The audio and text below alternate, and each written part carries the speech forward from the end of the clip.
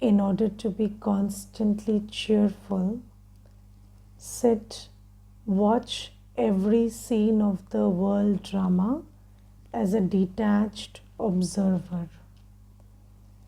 So, what is a detached observer? So, a detached observer simply means that you take a position within yourself, you position yourself, the soul, in such a consciousness that you experience that everything is happening, but it is not happening to you.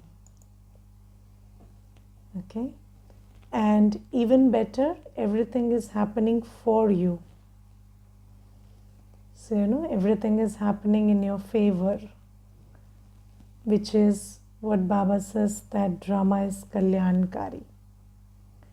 So, it is when the soul positions itself in such a place in its consciousness that you are able to hold this attitude that everything is happening, but it is not happening to me. That is, it is not affecting me negatively. Nothing negative is happening.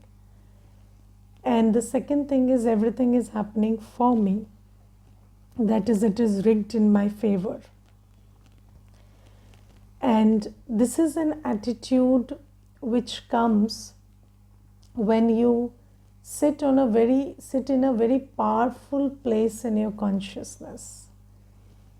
So in your consciousness, when you are in a powerful stage, then you have this attitude. And I was just thinking about this thing today, that Baba always says that you forget your body, your bodily relations, bodily religion, and everything in the world which is physical, and just take your position as a soul, and then remember me. And today when I was sitting in Amrit Vela, I was just thinking, that going in and going out is almost the same thing. So, I was just thinking about this whole thing as a donut or a vada in Hindi. So, in India you have a vada, and in the West you have a donut. And what happens is, the donut is a circle, and once you enter the circle, so it's going in and going out is the same thing.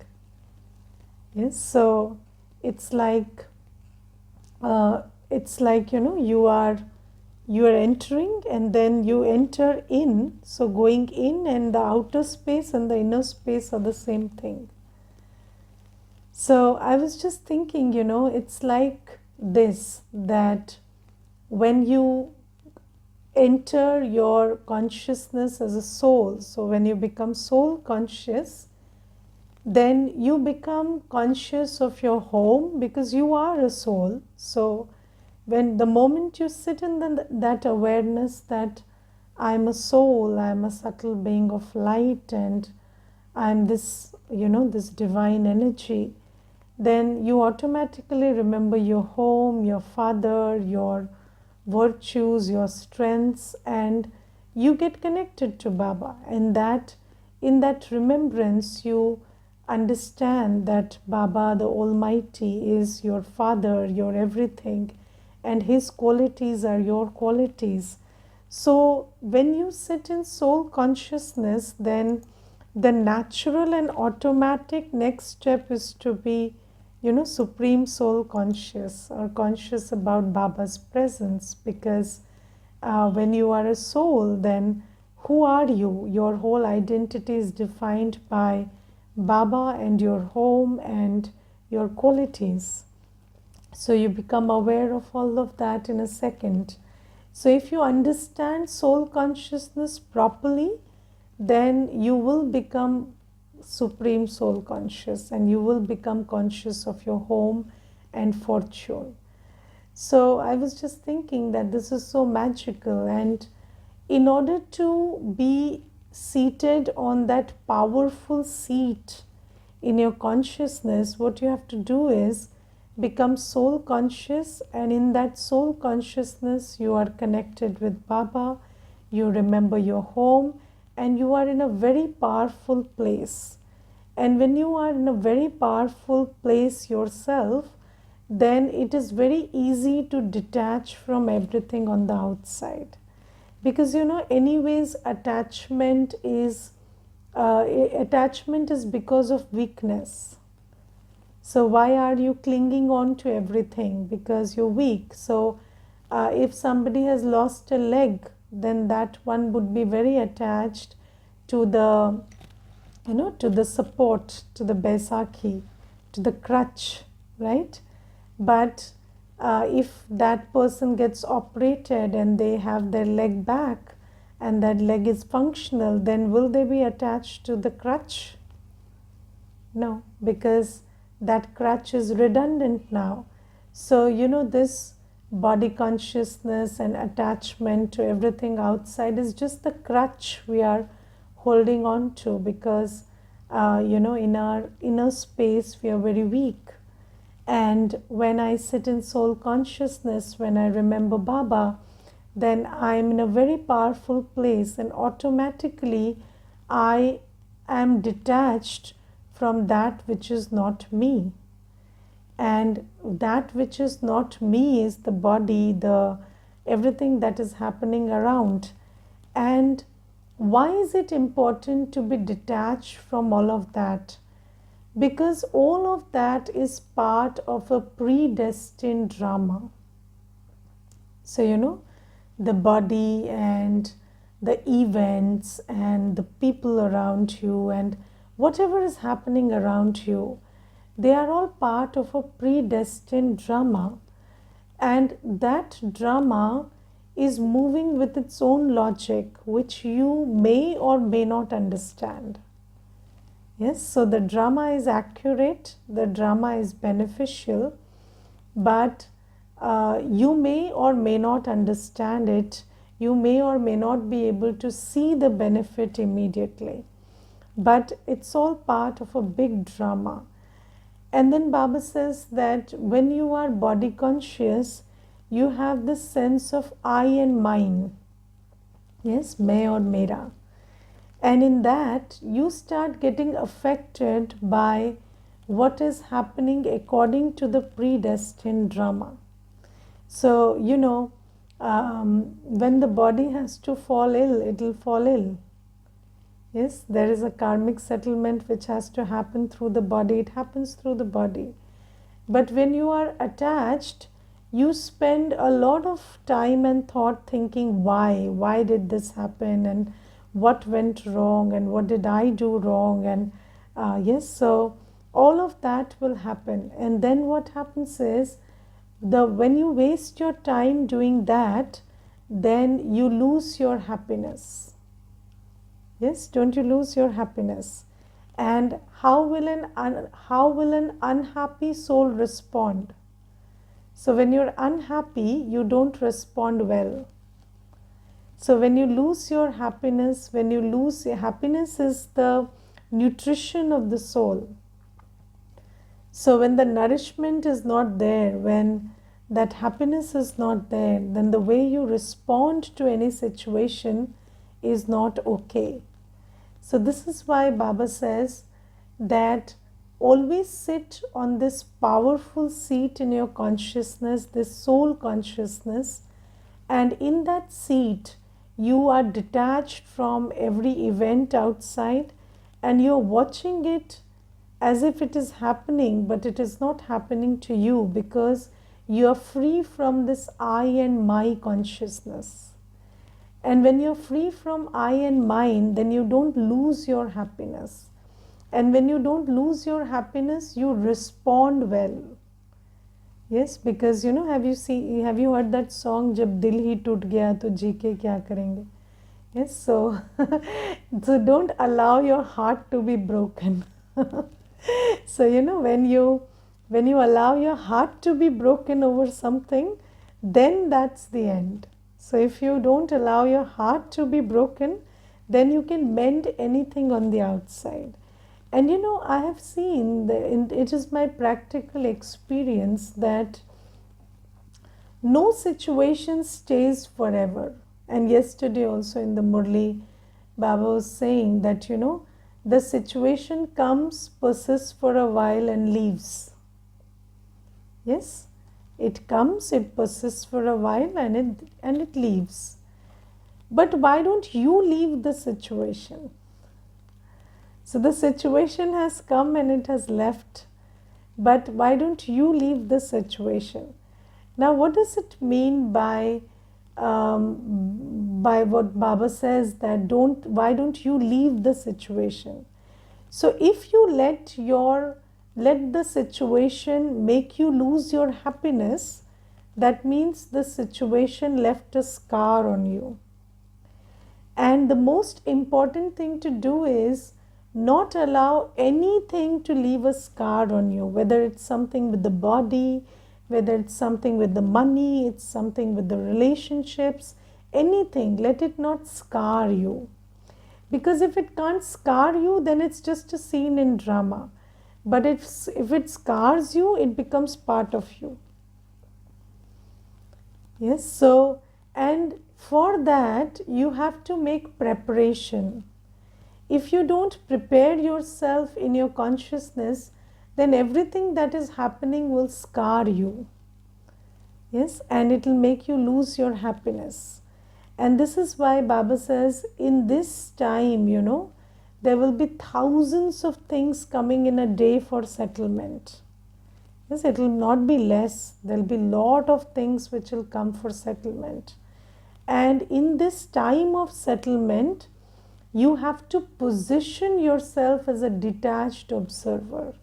And you can only position yourself as a detached observer when you're soul conscious and with Baba. So build that state of soul consciousness so that you can let everything come, take its time to pass and leave. And then you are able to respond to everything from a happy state. Yes, because there are two things which you have to do when something happens. One is not get affected and second is respond. Yes, both the things have to be done. It's not like, you don't have to respond. Like maybe, somebody is doing something which is affecting your reputation or your finance or something. Yes. So maybe, there's this kind of a situation where somebody is doing something which is affecting your reputation or your finance or something else. Then you have to do two things in that situation. One is stay unaffected and second is keep doing your work. Yes, keep doing your work, and that requires a lot of strength. And if you don't position yourself as a detached observer, then what happens is you get affected and you stop doing your work. And when you stop doing your work, you prove the other one right. Yes, don't you? So, or you fulfill their wishes. They wish to bring you down and you help them bring you down. So this is why it is very important to position yourself in this powerful place where you don't question anything, you accept what is, and you are unaffected and you do the best thing possible in that scenario. And I was once talking to a brother, and he was a retired brigadier, and I asked him, so at that time there was this whole thing about Pulwama going on, and we had also conducted a program on Pulwama, and he was part of that. And I just, because he's an experienced person in that field, so I thought, let me also have some share of his experience. So I asked him, I have a question for you, and I just want to know that what is the duty of a civilian in wartime? So, when there is a war, so obviously, a civilian is not going at war. So, of course there are things happening, and you have to let it not affect your life. That is one thing. But what is expected of a civilian from your standpoint during a war? So he gave me a very beautiful reply. He told me a civilian is expected to just perform his normal mundane duties. So, if you're going to office, go to office, because don't take a holiday and sit at home, because the economy is important. So even, at that time, you need resources. So if you're doing your thing, then it helps us do our thing. And if you see, we are in this very connected, integrated macrocosm where everyone's actions are affecting everybody else's actions. And I think, it's very important to just do your thing, not stop doing that. That's very important. And now that we are Baba's children, our duties involve mundane and physical and spiritual. Yes. So our duties are lokik and alokik. So, when anything happens, any challenge is coming, anything that's coming from the outside as an obstacle, then it's very important to not be affected by it, not lose my happiness over it, and also keep doing my spiritual duties and mundane duties. So, my seva, so whether it is through body, mind, or wealth, and, my practice of meditation and doing mansa seva, and also, doing my normal duties. But how do I keep doing that? That's the biggest challenge. I think, in this whole Brahmin life, the most important thing is being consistent and growing consistently. So, it's not something very, you don't have to do any wonder. But I think the most wonderful thing that Baba wants us to do is be consistent and grow consistently. That's it.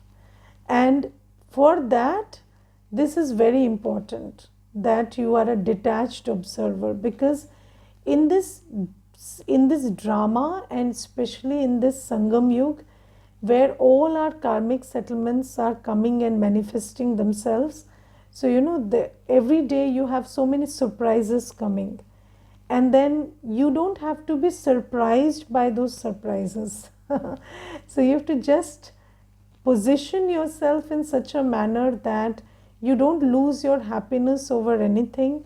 Respond appropriately. See, these days you go to visit a doctor, he will have a checkup for something you visited him for, and then he'll tell you, you have something bigger than what you came for. Yes, and then they will tell you that you have this disease and that disease, and that's okay. So, this is the time of settlement. So what else can you expect? So that will happen. But when that happens, don't lose your happiness. What can you do? You have to eat medicines, do the needful. If they ask you to exercise, you exercise. If they ask you to undergo a surgery, you undergo a surgery. That's how it goes. So just do the needful, don't lose your happiness, and maintain your dincharya and mancharya. Your timetable and mind table have to be maintained, because that is what doesn't need to be affected. Don't miss your murli, don't miss your Amrit Vela, don't miss your seva, don't miss your mundane duties. That is something that we have to keep doing while settling those karmic accounts. And Baba says, for that you need to position yourself internally in this seat where you are soul conscious with Baba and very, very powerful to deal with everything and respond appropriately.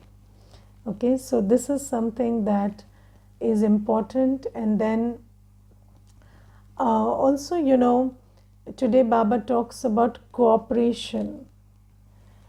And There are 8 powers that we learn about, and in that 8 powers, there's the power to cooperate. And usually, when we give the course, we talk about the power to cooperate as the 8th power. Yes, as the most important power. So, that which comes at the end. And just like, so when you look at the picture of the 8 powers, so the picture is captioned as the 8 powers developed through Raj Yoga. Yes, so only a Raj Yogi has these powers. And regarding the power to cooperate, I think, if you're not a Raj Yogi, it's very difficult to have the power to cooperate. Because if you are a Raj Yogi, what is the difference between a Raj Yogi and a non-Raj Yogi? So a Raj Yogi has a broad outlook. Yes. So, you are looking at yourself as an instrument for world seva. Have you started looking at yourself like that? Yes, you look at yourself as a part of the whole, right? You don't look at yourself as me. So I know that I am an integral part of the whole, and the whole depends on me. Yes, so I'm a very important part of this whole universe. And what I do has repercussions on everything. And it is very important that you understand that when you are a Raj Yogi, you understand that individual actions and collective actions both have to go together in such a way that we create a new world. Yes, so we are doing everything to create heaven on earth, and you have this perspective, you have this attitude, this vision that I want to create heaven on earth on Baba's directions. And when you have this broad outlook, this broad intellect, only then can you cooperate. Because when you're body conscious and you're very myopic in your outlook, then you are always thinking about us versus them, or me versus you. But the world will not become heaven with this me versus you attitude. So selfishness cannot create heaven on earth. So you understand that I have to grow, and I have to make everyone grow with me. Yes, so in body consciousness, you want to grow at the cost of the other. Yes, don't you? You always want to grow at the cost of the other. And in body consciousness, it makes you feel better that you have something which others don't have. Right? And you always want to, so in this world, what is the marketing strategy? So everybody who is marketing well, they tell you, I'm giving you something that nobody has. So this is a unique collection, a unique piece, a unique creation, and you buy this dress, and this dress nobody has. And why do you want to buy something that nobody has? Because this is a very distinctive trait of body consciousness, that you want to have what nobody has, and you want nobody to have what you have. Yes, so you want to grow, you want to be better, but you also want the other person to not pace up with you. You don't want to be, you don't want the other one to be like you. Yes, is it not? So this is how body consciousness works. And then in soul consciousness, Baba says, united we rise, united we fall. Yes, so Baba says you have to build a kingdom. So you cannot become just the king and rule alone. Imagine a king in Satyug with no servants, nothing, no praja to rule over. Is that a good idea? So Baba says, no, you cannot become a king alone. You need your whole Rajdhani, right? And when you understand that, I have to develop myself, but I also have to help others develop themselves.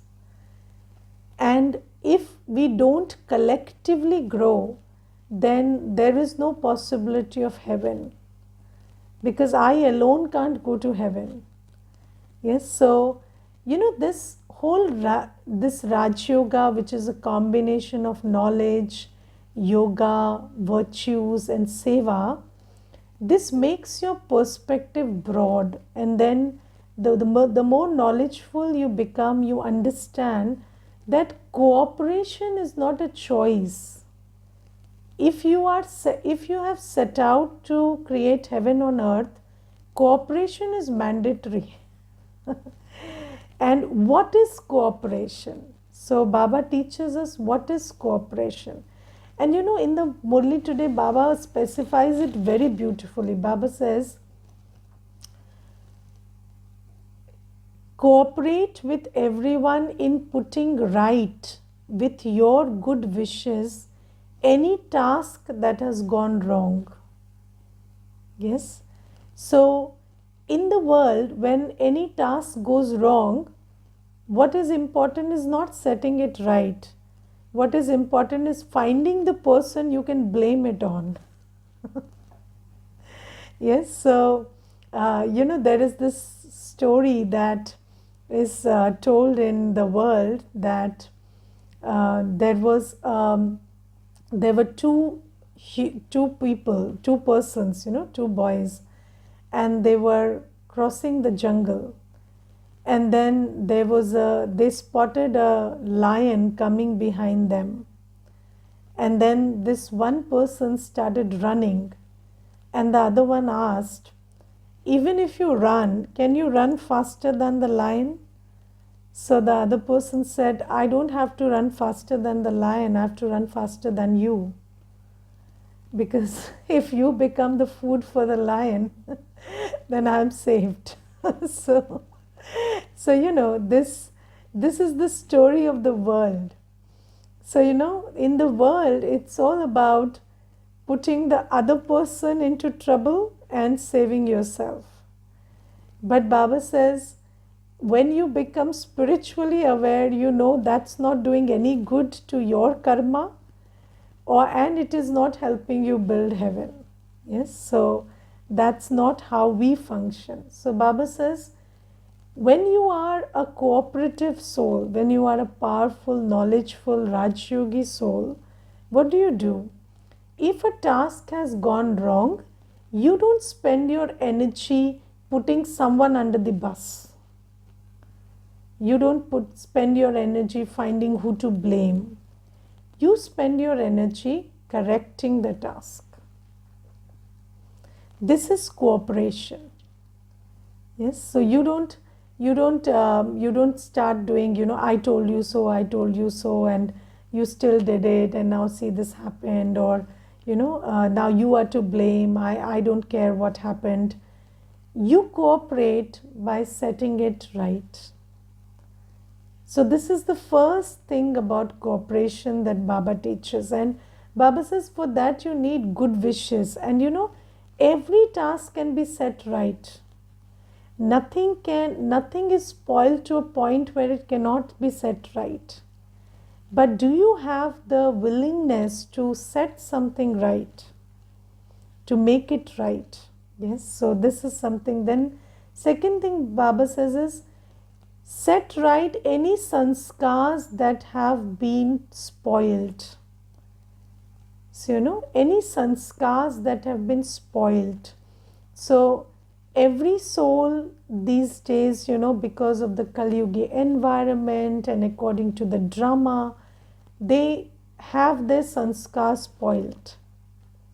But when you come in connection with the soul, when you are operating together, when you are living together, when you have to work together, then you understand that do not call them out for their bad sanskars or weak sanskars.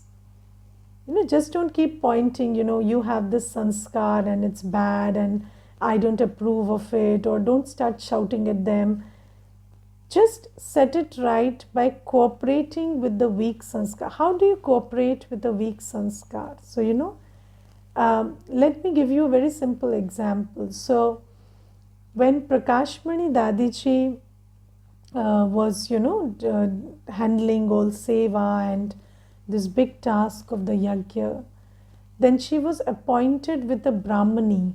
Yes, so a Brahmani who is meant to help her and assist her and look after her. And when that Brahmani came to Dadiji, what she used to do is she used to just sleep in the morning, not get up in Amrit Vela. So she was a young girl, so she slept. And what did Dadi do?